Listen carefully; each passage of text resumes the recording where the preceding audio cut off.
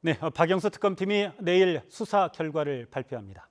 박근혜 대통령의 혐의 내용이 어느 정도 수위로 담길지 주목됩니다. 김만흠 한국정치아카데미 원장 그리고 백성문 변호사 모시고 자세한 이야기 나누도록 하겠습니다. 네, 특검이 90여일 동안 달려왔는데요. 그동안 특검 수사가 네 갈래로 진행이 돼 왔는데 13명을 구속하고 30명을 재판에 넘겼어요. 네. 드디어 이제 내일 최종 마무리를 하는데 그동안 수사 결과 어떻게 보셨습니까? 사실 특검은 지금 12번째죠. 역대 최고의 특검이라고 불리울 만큼 말씀하셨던 것처럼 13명을 구속을 하고요. 그중에 역대 한 번도 구속이 된 적이 없었던 삼성 일가의 이재용 부회장까지 이제 구속을 시키고 그 이후에 뭐 지금 현 정부의 그 고위 관료들이나 전 관료들까지 뭐 블랙리스트 수사 관련해서 구속을 시키는 등 굉장히 큰 성과를 냈는데 다만 이제 이거는 뭐 특검의 잘못으로 돌리기 힘든 부분입니다만 박근혜 대통령과의 대면 조사가 무산됐다라는 부분과 그러니까 청와대 압수수색이 진행되지 못했다라는 부분 때문에 완벽한 진실을 밝혀내는 데는 어쩔 수 없는 현실의 한계도 있었다. 이 두 부분을 다 지적하는 게 맞는 것 같습니다. 네, 성과가 한계가 있었다. 네, 성과가 컸지만 일정한 한계가 있을 수밖에 없었다. 김만흠 원장께서는 어떻게 보십니까? 그동안의 역대 특검을 보면 특검에 대해서 많은 기대를 했다가 결과적으로 보면은 일반 검찰 조사에 비해서 특별한 게 없었다라는 되게 그런 평가들이었었죠. 예. 그런 것에 비춰봤을 때 이번 특검은 아주 뭐 많은 국민들도 박수를 받았습니다. 물론 특히 박근혜 대통령을 호위하거나 옹호하는 쪽에서는 특검에 대해서 굉장히 문제를 많이 지적했죠. 비판적으로 예. 심지어는 특검 해체까지 지적하는 쪽도 있었는데요. 특검에서 이번에 수사를 마감했던 28일부터 다음 달 이번 달 2일 2차에 걸쳐서 갤럽이 조사한 바에 따르면은 특검의 활동에 대해서 긍정적으로 평가했던 쪽이 61%고 예. 오히려 반대쪽으로 평가했던 쪽은 26%. 일반 국민의 평가도 압도적으로 특검의 활동에 대해서 긍정적인 평가를 했습니다. 아시다시피 이전에 지금 이제 13명 이렇게 기소를 한 상황이고 구속 기소한 상황이고 나머지 30명 거쳐서 재판에 가는데 예. 구체적인 재판 과정에서 공소 유지를 어떻게 할 거고 어떤 결과가 나올지 이런 부분이 앞으로는 지켜볼 부분이 아닌가 그렇습니다. 네, 김만흠 원장께서는 과거 역대 특검의 그 활동에 비춰봐서 한계도 있지만 분명히 성과가 더 크다 네. 이렇게 좀 그 평가를 하고 계시는 것 같은데요. 오늘 혹시 YTN 보도를 보셨는지 모르겠습니다. 두 분. YTN이 최순실 씨 공소장을 단독으로 입수를 해서 특종 보도를 했는데요. 공소장을 보니까 박근혜 대통령 이름이 200여 차례나 등장을 하더군요. 구체적으로 본다면 최순실 씨가 박근혜 대통령과 공모해서라고 하는 부분이 구체적으로 여러 차례 등장을 하거든요. 사실상 최순실 씨 공소장이지만 박근혜 대통령의 공소장이다라고 볼 수도 있는 대목 아닌가요? 그러니까 그 부분을 보면 이번 이제 국정농단 사태와 관련해서 박근혜 대통령께서는 어쨌건 지금 최순실과 선을 그으려는 노력을 하고 있으나 기존 검찰의 수사 과정이나 이번에 특검의 수사 과정 전반을 지켜보면 박근혜 대통령과 최순실 씨는 지금 현재 이 미르재단, 케이스포재단 기금 모금 운영 과정이나 모든 부분에 대해서 공모했다는 부분을 검찰 수사 관계 과정에서 확인이 됐다는 의미고요. 다만 박근혜 대통령은 대통령이라는 지위 때문에 불소추 특권이 있어서 현재 지금 기소가 되지 않았을 뿐이고 만약에 박근혜 대통령이 대통령의 신분이 아니라면 기소가 충분한 상황이다라는 것을 이 공소장을 보면 충분히 알 수 있다라고 평가를 할 수 있고요. 지금 박근혜 대통령은 지금 이 나중에 이제 박근혜 대통령이 혹여라도 퇴임하고 아니면 이제 탄핵이 인용되거나 하는 과정에서 이제 수사가 이제 진행이 되게 되면 어쩔 수 없이 이제 피의자로 이제 수사를 받아야 될 상황이 됐다라는 것을 이번 공소장으로 단적으로 알 수 있는 거라고 생각이 듭니다. 네, 그 백성문 변호사께서도 지금 얘기를 해주셨지만 특검은 공소장에 분명하게 밝혔습니다. 미르와 K스포츠 재단도 최순실 씨와 박 대통령이 공동으로 운영한 것이다 이렇게 결론을 내렸는데요. 어떤 정황들이 그런 결론에 도달하게 됐을까요? 네, 이번 특검뿐만 아니라 사실상 특검으로 들어가기 전에 검찰에서도 지난번에 1차 발표했을 때 나중에 추가 내용 중에서 대통령과 공모했다는 부분을 분명하게 적시했었죠. 이번 특히 두 재단, 미르재단, K스포츠재단 관련해가지고 설립, 운영, 자금 배분 과정에서부터 최순실 씨가 박근혜 대통령과 서로 의견을 주고받으면서 진행했던 것, 그 중간 역할을 안종범 수석이 했던 것이 여기저기서 나오고 있죠. 구체적으로 또 뭐 K스포츠재단 같은 경우는 SK그룹의 총수를 불러가지고 박근혜 대통령이 직접 지원해달라고 요청했던 부분도 이미 나왔다고 이미 공소장에 들어있는 내용이 있고요.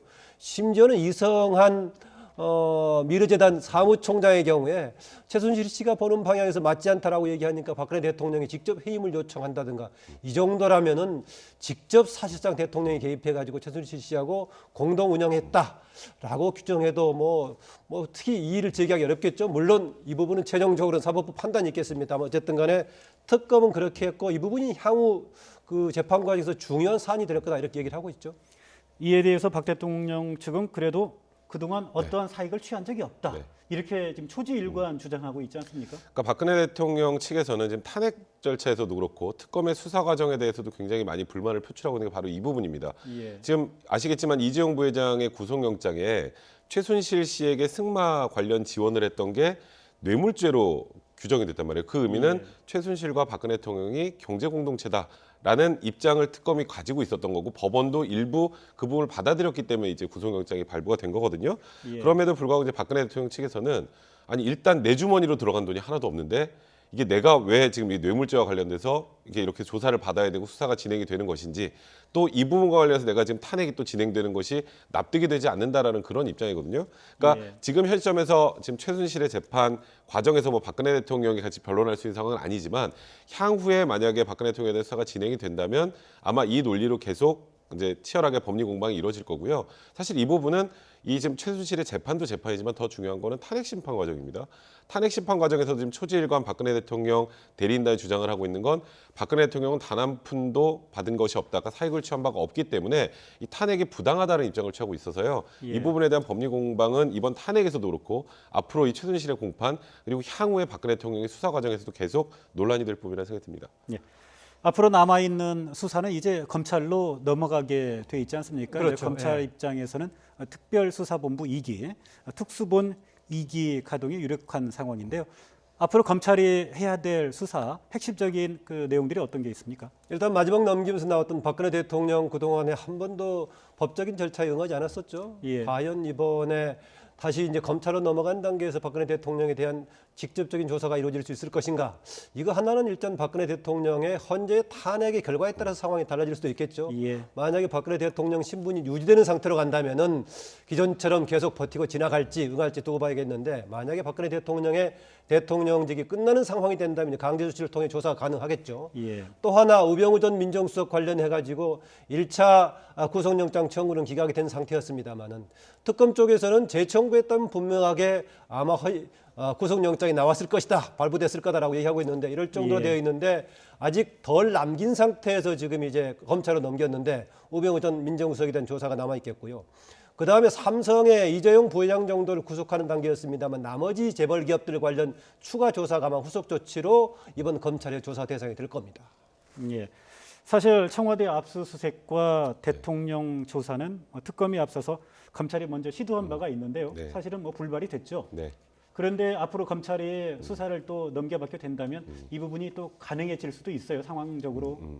어떻게? 그러니까 지금 그거는 결국 탄핵 심판의 결과에 따라서 결론이 바뀔 겁니다. 예. 탄핵 심판이 인용이 된다면 그래서 박근혜 대통령이 대통령직을 상실하게 되면 대면 조사를 이제 협의하고 협상할 상황이 아니죠. 그때는 이제 민간인의 신분으로 돌아가고 불소추 특권 자체가 사라지기 때문에 예. 당연히 조사가 이루어지게 될 거고요. 그 이후에는 청와대 압수수색도 제가 보기엔 충분히 가능한 상황이 될 겁니다. 근데 만약에 이제 탄핵이 기각이 된다라고 가정을 해보면 박근혜 대통령의 대면 조사에 대한 동력은 사실상 상실이 될 가능성이 굉장히 높고요. 예. 그 이후에 지금 이제 특수본이 설립이 돼서 이제 최순실 박근혜 대통령의 국정농단 사안에 대해 조사를 하는데 대통령의 탄핵이 기각이 된다. 그럼 나머지 수사도 전체적으로 동력을 잃을 가능성이 굉장히 많습니다. 그래서 예. 이 부분은 이제 다음 주 금요일 3월 10일이 될지 아니면 그 다음 주 월요일 3월 13일이 될지 알 수 없지만 탄핵 심판의 결과에 따라서 이 두 부분이 다 달라질 가능성이 높다 이렇게 보시면 될 것 같습니다. 예. 또 한 가지 검찰 수사 과정에서 이제 주목해야 될 부분이요. 우병우 전 수석에 대한 그 수사 문제인데요. 사실은 우 전 수석의 세월호 사건 수사 개입 논란 등은 이게 결국 그 검찰 다른 인사들에게로까지 또 확장될 가능성이 있지 않습니까? 그런데 검찰이 과연 이 부분에 대해서 좀 명쾌하게 수사를 할 수 있을지 이게 상당히 좀 국민들이 또 관심을 갖고 지켜보는 부분이거든요. 그렇습니다. 그래서 특검에서 넘기면서 마지막에 통화 내역이 밖으로 불거진 것에 대해서 혹시 검찰에 대해서 압박수단으로 작용할 것인지 아니면 물타기가 될지 걱정했지 않습니까? 예. 그러나 일단 그동안에 맡았던 이영렬 지검장 체제로 출범을 하는데 실질적으로 구성을 어떻게 할 것인지 이게 과제가 될 겁니다. 그리고 검찰로서도 지난번에 검찰에 대해서 우병우 전 민정수석이 통과를 해왔던 그 검찰 조직에 과연 맡길 수 있느냐 이런 문제의식과 의혹을 가졌음에도 불구하고 비교적 정확하게 특검으로 넘어가기 상당히 적극적으로 검찰에 수사했다는 평가가 있지 않았습니까? 예. 국민적인 분위기도 있었고 어차피 검찰에 제대로 못했을 경우 특검으로 넘어가는데 특검이 수사하고 기존 검찰이 수사하고 괴리가 많이 있다면 국민들이 어떻게 보겠습니까? 예. 그런 압박도 있었습니다만 기존에 일정한 성과도 있었기 때문에 기대하는데 그럼에도 불구하고 어쨌든 간에 검찰총장으로부터 관련 모든 검찰 심지어는 법무부 검찰국장까지 우병우 수석하고 통화했던 내역이 나와 있어서 이 부분에 대한 국민들의 의혹과 불신을 과연 극복할 수 있을까? 이게 과제가 되겠는데요. 만약에 저는 이런 의혹 속에서 출범했던 검찰의 수사가 국민이 봤을 때 뭔가 미진하고 뭔가 문제가 있다는 판단이 된다면은 검찰의 고위직을 대상으로 한 새로운 특검법 제안도 국회에서 나올 소지가 있어 보입니다. 그래서 그걸 사전에 막기 위해서라도 검찰 스스로가 뭔가 국민들의 신뢰를 받을 만한 그런 조치를 해야 되고 그런 방향으로 진행을 해야 될 겁니다. 사실은 우병우 전 수석에 대한 검찰 수사가 자기 살 깎기식의 수사가 될지도 모르는데 그 정도는 검찰이 이제 각오를 해야 된다라는 이제 그런 취지의 그래야겠죠. 말씀으로 만약에 거기에 대한 불신이 불거진다면 또 다른 형태 그걸 대상으로 한 특검법 제안이 나올 소지가 있어 보이는 겁니다. 검찰이 아마 스스로 그런 걸 자초하지 않는 방향으로 가야겠죠. 아닌 게 아니라 정치권에서 벌써 검찰이 가장 두려워하는 것 가운데 하나가 공수처 아닙니까? 고위공직자 비리 수사처 설립의 문제인데 이런 문제들이 또 공론화될 가능성도 있죠. 검찰 수사가 만약 부진하다고 하다면. 계속 고위공직자 비리 수사처 나오면은 기존 검찰에 대한 불신과 맞물려 있는 문제이기 때문에 걱정하는데요. 지금 단계에서 당장 국회가 그걸 시행할 수 있을지는 모르겠는데 만약에 검찰에 대한 불신이 커진다면 그것뿐만이 아니라 제가 앞서 말씀드렸던 그건 제도적인 조치가 되겠고 당장 검찰을 대상으로 한 특검 얘기가 나올 소지가 있기 때문에 저는 조금 뭔가 검찰에 달라질 소지가 있다. 더구나 박근혜 대통령 혹시 기각이 나온다면 모르겠지만 이후에 대선 국면으로 갈 가능성이 많고요. 현재 야권이 자칫하면 새로운 여권이 될 가능성도 있기 때문에 이런 전국의 변환도 맞물려 있어서 검찰의 저 전향적인 자세도 기대해 볼 수 있지 않는가 그런 생각이 들기도 합니다. 예. 현재 탄핵 심판 이야기 좀 해볼까요? 우리 YTN 언론 보도를 보니까 빠르면 이번 주, 늦어도 다음 주 13일에는 결론이 날 것으로 이렇게 예상이 되는데요. 인용과 기각은 어떻게 해서 결정이 되는 겁니까? 지금 일단 헌법재판소에서는 평의 절차가 진행되고 있죠. 그러니까 오늘은 휴일이라 평의 절차는 아니고 그냥 법리 검토만 하고 계신다고 하는데 일정한 평의 그 과정을 거쳐서 인용 의견이건 기각 의견이건 이제 현재 재판관 각자가 판단을 하게 되잖아요. 그럼 지금 현재 원래 9명이어야 될 헌법재판관에서 박한철 소장이 퇴임해서 지금 현재 8명이죠. 이제 이거는 뭐 숫자로 결정이 되는 거지 뭐 과반수로 결정되는 게 아니기 때문에 총 8명의 재판관 중에 6명 이상이 인용 의견을 내게 되면 박근혜 대통령은 그대로 이제 파면이 되게 되는 거고요. 이제 6명이 미치지 못하는 뭐 5명의 인용 의견이나 뭐 예를 들어서 3명 이상의 기각 의견을 내게 되면 박근혜 대통령은 대통령직을 유지하게 됩니다. 근데 가장 걱정이 되는 건 지금 현 시점에서 만약에 인용이 되건 기각이 되건 간에 좀 일방적으로 나게 되면 그래도 혼란이 좀 덜할 텐데 뭐 극단적으로 박근혜 대통령 탄핵 인용 의견이 5, 기각 의견이 3. 그러니까 과반수는 인용 의견 넘는데 탄핵이 기각되는 결과가 날 경우에 과연 국민들이 그걸 어떻게 받아들일 수 있을지 굉장히 큰 혼란이 예상되기 때문에 헌법재판소 재판관들도 굉장히 좀 고민이 크지 않을까 생각됩니다. 네, 지금 백성문 변호사께서 말씀을 해주셨는데요. 이번 그 탄핵 심판 사건은 노무현 대통령 탄핵 심판 사건과는 달리 헌법재판관들의 소수 의견의 실명이 그대로 공개가 되지 않습니까? 그렇죠. 그렇기 때문에 이제 이런 문제들이 좀 제기가 되는 거죠. 그래서 국민 앞에 책임을 지고 역사 앞에 책임을 지는 자세로 임해야겠죠. 그래서 개별적으로 어떻게 평가할 것인가 이거를 두고 이제 각 재판관들의 성향까지 거론되고 있는 거 아니겠습니까? 잘 아시겠지만 우리나라 헌재 재판관의 구성이 대통령이 3인을 천거하도록 돼 있고 대법원장 3인 또 국회 3인 돼 있는데 과거에는 사실상 2대1 정도로 여대야였습니다만 현재는 국회에서는 야당 1명, 여당 1명 또 합해서 한 명 하는 상황이 돼 있죠. 그래서 구성으로 보자면은 이정미 지금 이정미 재판관을 빼놓고는 대부분이 지금 이명박 정부 또 박근혜 정부에서 임명된 사람이고요. 현재 예. 야권 계열에서 한 사람은 김희수 재판관 한 사람 정도고 강일원 재판관 정도가 여야 합의로 구성되니까 여야 계열로만 보자면은 압도적으로 현 여권에 우세한 그런 구도가 되겠습니다만은 예. 이게 무슨 여야의 대리전이 아니고 국민들의 상식 앞에서 또 법치주의 앞에서 판단하는 것이기 때문에 조금은 혹시 염두에 둘지 모르겠지만 그것하고 상관없이 아마 법에 근거하고 또 국회에서 234명이 어떤 걸 근거로 판결을 내렸었는가 이런 등등을 감안해서 아마 소신에 따라서 개인 이름이 국민 앞 평가를 받고 역사의 평가를 받을 것이기 때문에 그런 기준에 따라서 아마 평가를 할 겁니다. 예. 저희들이 지금 8명 헌법재판소 재판관들이 그 누구에 의해서 추천이 돼서 헌법재판관에 임명이 됐는지 우리가 그 그래픽으로 준비한 게 있는데 한번 저기 보면서 이야기를 한번 나눴으면 좋겠습니다. 김만흠 원장께서는 누구에 의해서 추천이 됐든지 간에 이런 역사적인 그 사건에 대한 선고는 뭐 누가 추천을 했든지 뭐 그게 큰 영향을 미치지 않을 것이다 이렇게 이제 보고 계시는데요.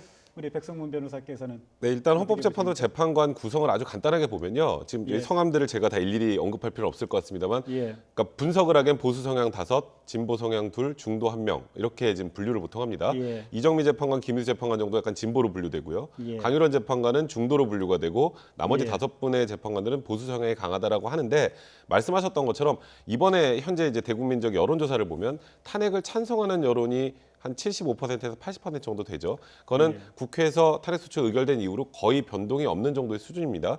근데 우리나라를 아주 간단하게 보수 진보로 반으로 나눈다고 하면 50%가 보수, 50%가 진보라고 가정할 때 보수의 60%가 탄핵을 찬성하고 있는 겁니다. 그러면 예. 지금 이 상황에서 재판관들의 성향이 보수인지 진보인지의 문제가 아니라 이게 탄핵을 당할 만큼 중대한 사유인지의 여부에 대한 판단이기 때문에 저도 지금 아까 그 원장님 말씀에 동의를 하는 게 재판관의 성향 그리고 또 재판관을 누가 임명했는지에 따라서 결론이 달라질 거란 생각은 별로 들지 않고요. 어쨌건 이거는 소수 의견도 전부 본인 재판관의 이름을 다 기재해야 되는 상황이기 때문에 역사에 남습니다. 이 내용은. 예. 그런 부분까지 감안한다면 그런 우려하시는 분들도 있으나 이거는 뭐 헌법재판소 재판관들의 그 독립적인 그런 법과 양심에 따른 판단으로 믿고 맡기시는 게 맞지 않을까 개인적으로 생각이 듭니다. 백 변호사가 굉장히 예. 중요한 지점을 지적해 줬는데요. 보수 진보의 영역을 넘어설 정도의 상황에서 판단하게 만든다. 그래서 국회에서 3분의 2를 한 겁니다. 이게 3분의 2의 기준이라는 것이 상당히 대통령의 탄핵이기 때문에 수를 높여서 엄중하게 한다는 차원도 있지만은요. 만약에 과반이라면 진영 대결이 돼버린단 말이죠. 그래서 3분의 2 이상이라는 것은 그런 여야 진영이라든가 보수 진보의 영역을 넘어서도 동의했을 때 탄핵이 관철된다. 그 차원에서 한번 국회에서 가결됐다면 이후의 문제도 보수 진보의 영역을 넘어서는 차원에서 결정을 해야 될 것인데요. 밖에서 마치 이제 집회 등을 둘러싸고 논란이 제기되고 있는 걸 두고 보수 진보를 얘기하고 있는 것 같은데 아마 이번 결정은 아까 말씀드렸다시피 개별 재판관들이 국민 앞에 역사 앞에 책임을 지고 하는 것이기 때문에 그 영역을 아마 넘어설 겁니다. 예. 마지막으로요. 박 대통령 측 대리인단이 오늘 그 헌재 추가 네. 의견서를 제출을 했더군요. 네. 내용을 보니까 미르와 K스포츠 재단의 기금 출연에 관한 적법성을 네. 주장을 했어요. 아무런 불법이 없었다. 네, 이게 일단 어떤 내용입니까? 일단 그 첫 번째 내용은 거의 지금까지 기존의 박근혜 대통령 대리인단이 밝혀왔던 내용과 그냥 일맥상통하는 내용이고 특별히 새로운 건 없는데 그 내용은 재단 설립 과정에서 박근혜 대통령이 그렇게 적극적으로 개입한 게 아니다라는 취지 하나하고 그리고 뭐 대기업들이 자발적으로 출연하는 것을 그러니까 문화와 그 체육 양성을 위해서 한 것이기 때문에 문제가 없다는 취지인데 더 중요한 건 거기에다가 이제 사례를 하나 덧붙였어요. 예. 그러니까 변양균 당시 이제 청와대 정책실장과 그 신정아 씨 사건 혹시 기억하실지 모르겠는데요.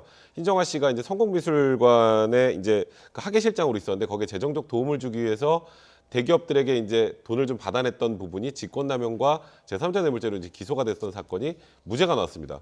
예. 아주 간단하게 보면 이번 사안하고 좀 유사하죠.